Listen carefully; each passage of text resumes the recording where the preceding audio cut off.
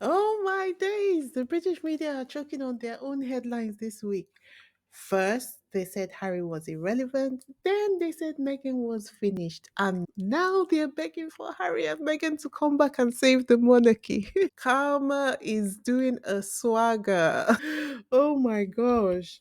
Welcome to the Isabella Banks YouTube channel. It's your girl Wheezy here, and as always, it's a pleasure to be here with you this evening. If this is your first time here, welcome to the family. Go on, hit that subscribe button, give this video a thumbs up, and drop your thoughts in the comments. And if you have been lurking, baby, today is the day. Go ahead, hit that subscribe button. Come out of the undecided gang. Don't just sip the tea, join the tea party, okay? Now, listen, Prince Harry has been taking the UK by storm. Crowds have been screaming, Harry, Harry, Prince Harry, we miss you. Journalists are sweating, and William, phew, we will get to him in a minute. But Harry kicked things off on his third day at the Imperial College with the Royal British Legion Centre for Blast Injury Studies. And let me tell you, it wasn't just a photo op.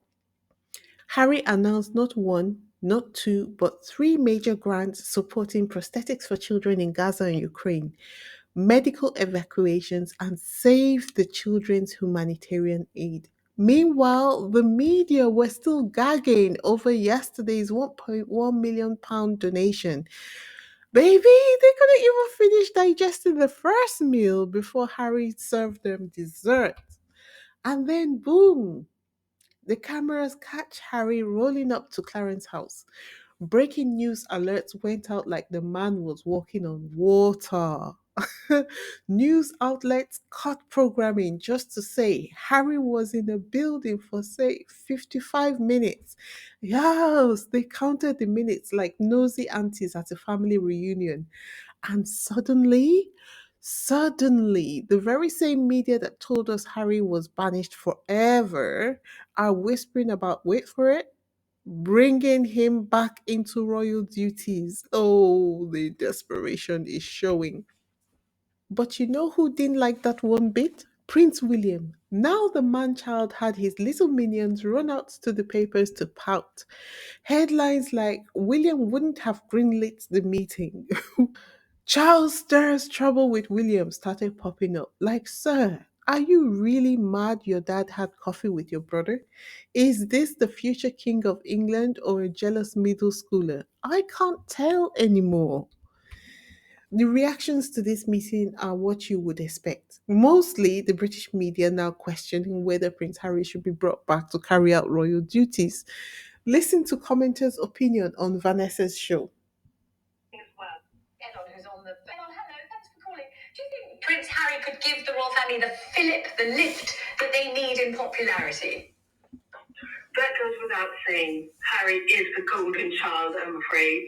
He is the one that can lift up the monarchy. But hey ho, 5 years ago, he desperately had to leave the royal monarchy because of rift between the family and building up the press, the tabloids, and the ill things that have been said. Harry must be able to defend himself, and that's what he did. Should he return? No. He has a life now. He has a career that is global. He's doing very good around the world. He has a wife and children. What must he do? Leave them? Well, no. Why can't they come with him? They're a family. The security issue, my dear. The security issue. He is still royal blood. He is still a son, and he should get that security. That's the least he could do. He gave his life to the military. He served his country, and that was rudely and disrespectfully taken from him. He should have his right to come and see his grandchildren as one of your panel. How do you think that? I think Kristen would like to ask you something. That was his choice. He chose. Do not use the word choice. It was his choice. Do not use the word choice. No one walked away from pomp and ceremony because they are, everything is well. It was not well. The Fab Four dissolved. Competition and constant jealousy. Why couldn't he then just leave, which I would have supported, and then just not say anything else? Why did he have to leave and then keep attacking the family? He has not attacked anyone. He has defended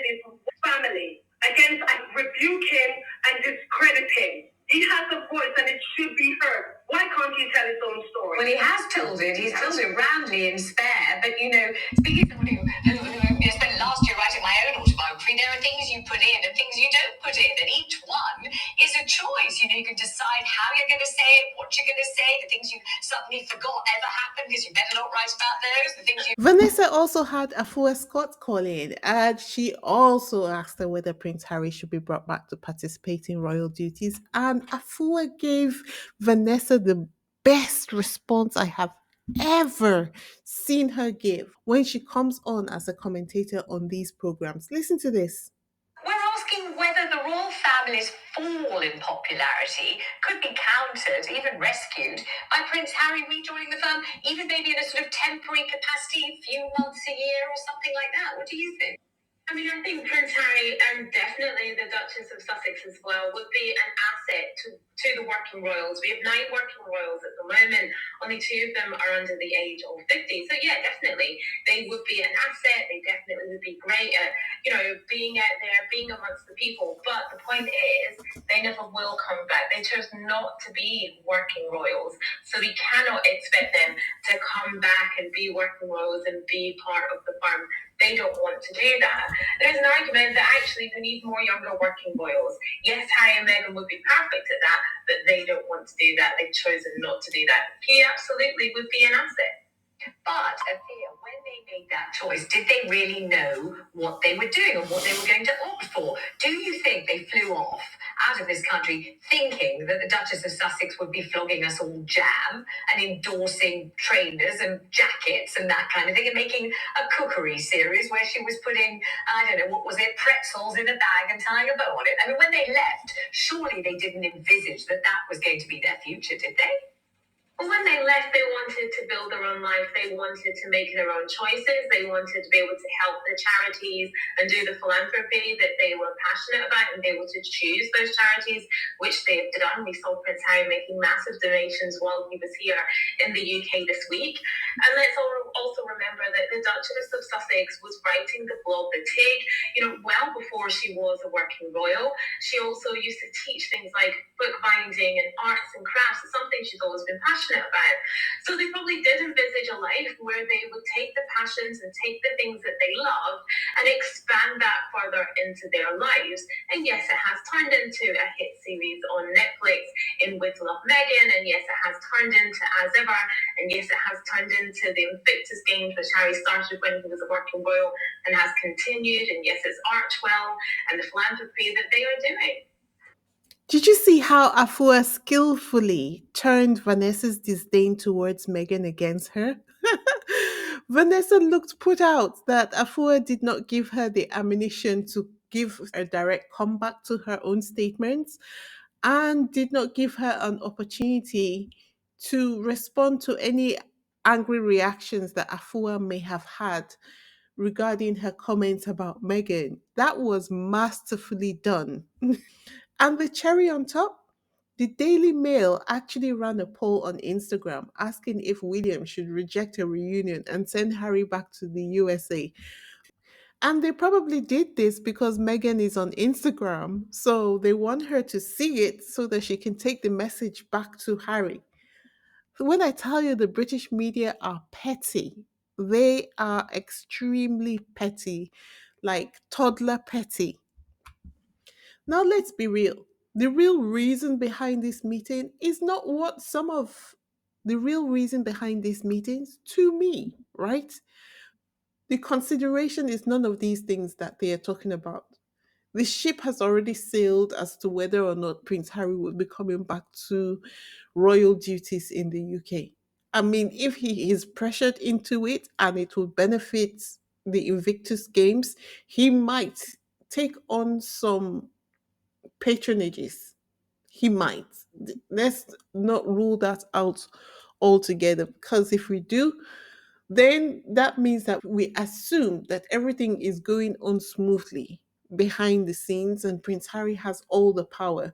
In this situation, he doesn't, especially when you consider the fact that he's got Invictus 2027 coming up. So he might have to negotiate with the royal family. And when you negotiate, of course, the other party tells you what they want from you.